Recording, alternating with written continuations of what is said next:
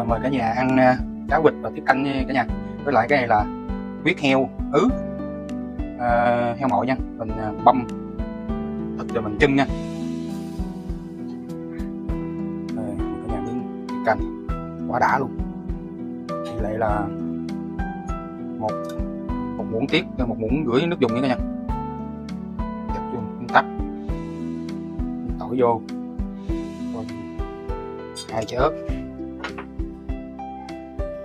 xíu tiêu. Đấy.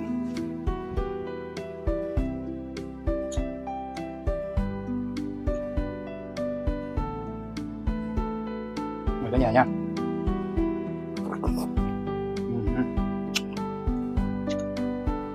Hết sức đã. Cái này mình con nó chán rồi.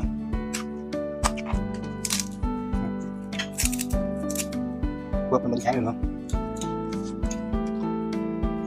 Mời cả nhà.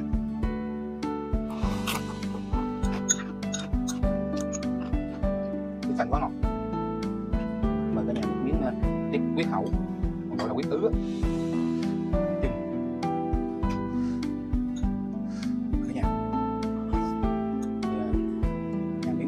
Gỏi vịt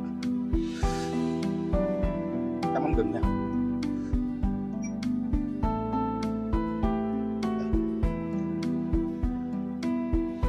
Rồi mời cả nhà.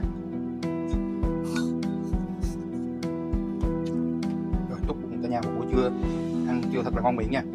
Clip anh Bảo Phước chào tạm biệt cả nhà.